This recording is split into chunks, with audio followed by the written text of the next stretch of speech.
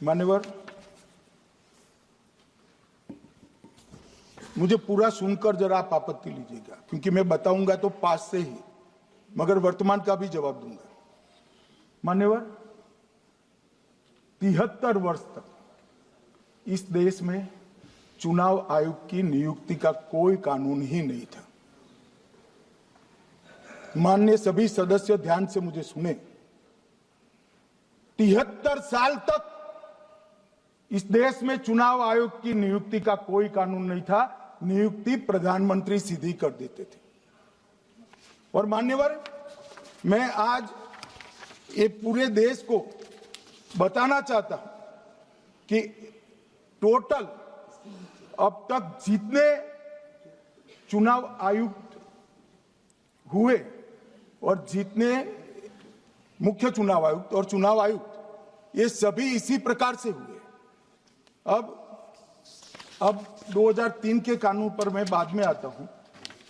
1950 से 1989 चुनाव आयोग एक सदस्यीय था। प्रावधान क्या था? कोई कानून नहीं था। प्रधानमंत्री जी फाइल भेजते थे राष्ट्रपति जी को और राष्ट्रपति जी नोटिफिकेशन जारी करते। तो भाई उस वक्त बरोबर चुनाव था, सबसे अच्छा था। नहीं, मैं ये नहीं पूछता नियुक्ति की प्रक्रिया। मान्यवर, पूरा उनका 55 साल प्रधानमंत्री जी ने ही चुनाव आयुक्त को नियुक्त किया, तब तक कोई सवाल नहीं था। और नरेंद्र मोदी करते हैं तो उन पर सवाल उठाते हैं, मगर हमने तो ऐसा भी नहीं किया। मान्यवर, फिर 89 से 91, जब 89 में चुनाव आयुक्त उनकी सुनते नहीं थे, तो पहली बार उस पर ब्रेक लगाने के लिए चुनाव आयोग को बहुत सदस्यीय बनाया गया। ये बिहार के चुनाव के कारण ही हुआ, परंतु वो भी प्रधानमंत्री की फाइल से ही अपॉइंट होते हैं। और मान्यवर, 21 चुनाव आयुक्त, कमिश्नर और मुख्य चुनाव और 8, 21 और 29 इस प्रकार से हुए, जिसमें कोई प्रधानमंत्री जी ही रखते थे। कांग्रेस पार्टी ने ही ये परंपरा बनाई थी। कानून भी कांग्रेस पार्टी ने बनाया था। मगर आज आरोप करना है इसलिए आपने चुनाव चोरी कर लिया, चुनाव चोरी कर लिया, चुनाव चोरी कहने से कुछ नहीं होता। जनता हमको सुनती है भाई, और हम जवाब भी देते हैं। मान्यवर, ये 50 से लेकर 2023 तक कोई कानून नहीं। बाद में 2023 में एक अनूप वरणवाल बनाम भारत सरकार मुकदमा हुआ। उसमें सुप्रीम कोर्ट ने कहा कि भाई चुनाव आयुक्त की नियुक्ति थोड़ी पारदर्शी होनी चाहिए। सुझावी था, ऑर्डर नहीं था। हमारे सॉलिसिटर जनरल ने वहां कंसेंट दी, तो उन्होंने कहा कि भाई हमें कानून बनाने में थोड़ी देर लगेगी और हमें इस पर कंसल्टेशन भी करना पड़ेगा, चुनाव आयोग से भी करना पड़ेगा। तो उन्होंने कहा ठीक है, अगर आप सहमत हैं, मैं जजमेंट और आर्गुमेंट पढ़कर अगर आप सहमत हैं तो जब तक कानून नहीं बनता, चीफ जस्टिस ऑफ इंडिया की अध्यक्षता में एक कमेटी बने और प्रधानमंत्री और विपक्ष के नेता इसके मेंबर। हमें कोई आपत्ति नहीं थी, हमने हाँ बोला सर। और विपक्ष के नेता भी थे, प्रधानमंत्री थे और सीजे। 2023 में कानून बन गया। कानून क्या बना? विपक्ष के नेता, प्रधानमंत्री तय करेंगे, वो एक मंत्री और स्वयं प्रधानमंत्री, ये 3 लोग बैठकर चर्चा कर मेरिट्स में चुनाव आयुक्त और मुख्य चुनाव आयुक्त की नियुक्ति करेंगे। मान्यवर, हमारे टाइम में तो और पारदर्शी, ये कह रहे हैं हमारा तो 33% ही हिस्सा है। भाई 33% तो है ना, हमारा तो हिस्सा ही नहीं था। और मान्यवर, मैं रिकॉर्ड से बताता हूं, 2012 में सीयूसी की नियुक्ति होनी थी।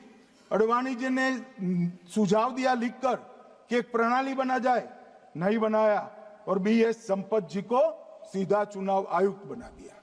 उसके बाद में भी एक व्यक्ति कैसे है इसकी चर्चा है। नवीन चावला, जिसको आपातकाल की भूमिका पर शाह आयोग ने कहा था ये निष्पक्ष नहीं है, उनको मुख्य चुनाव आयुक्त बना दिया।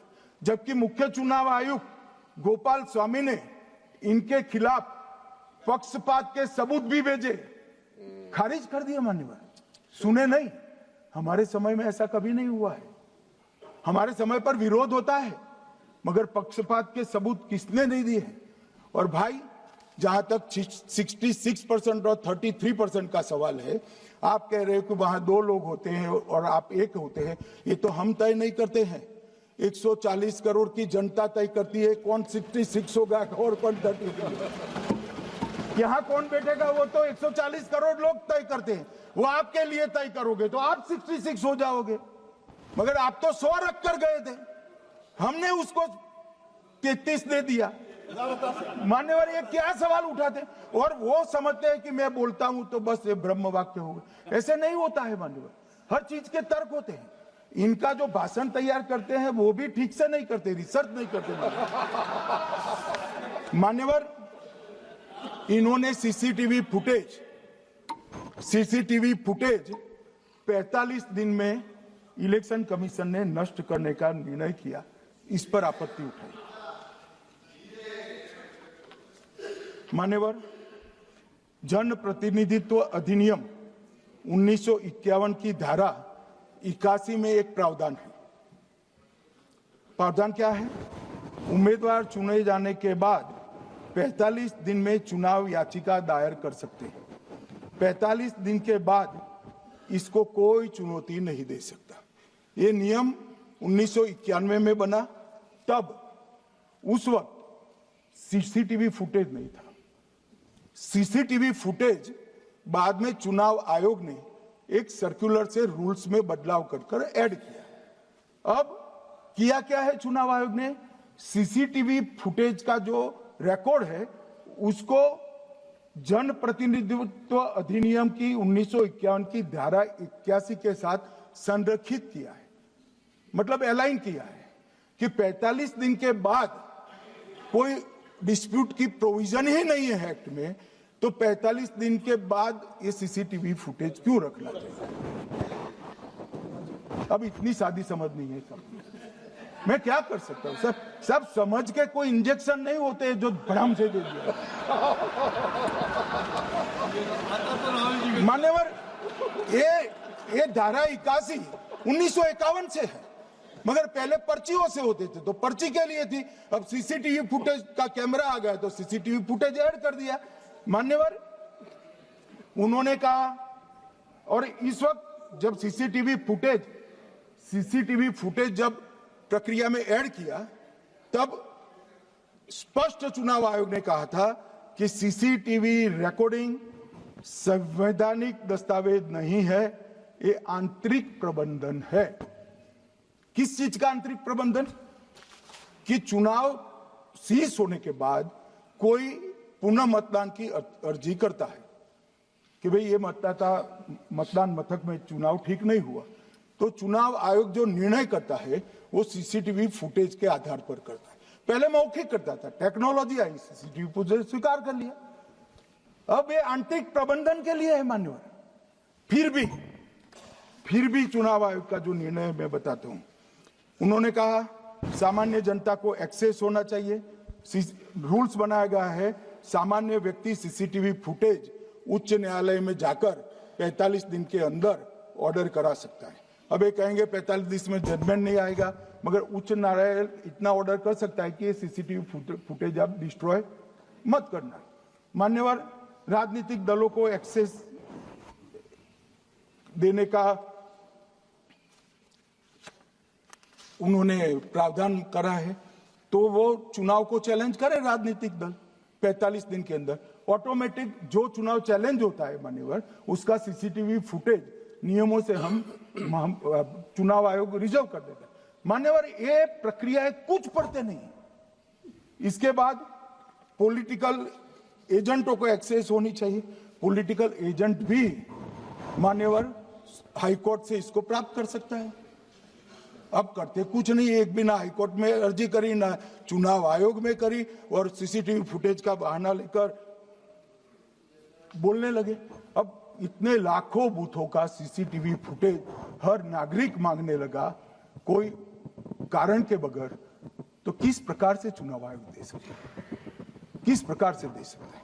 यहाँ हुआ क्या है, सब प्राप्त करना चाहते हैं वो प्रेस कॉन्फ्रेंस कर, उनको लगता है कि मेरी प्रेस कॉन्फ्रेंस ये संवैधानिक प्रावधान के तहत होती है। ऐसा नहीं होता है। वे प्रेस कॉन्फ्रेंस जो करते हो जिन मुद्दों का, इसकी लीक कर अर्जी दे दो, टपक से मिल जाएगी सारी दिख, मगर अर्जी नहीं करते, कोर्ट में नहीं जाते हैं, चुनाव आयोग में नहीं जाते हैं, और चुनाव चोरी हो गया, चुनाव चोरी हो गया, चुनाव चोरी हो गया करते। मान्यवर, ऐसे नहीं चलेगा। इस देश को, लोकतंत्र को आप धूमिल नहीं कर सकते, और सबने सीखना चाहिए और भाषण ढंग से तैयार करने का भी सीखना चाहिए।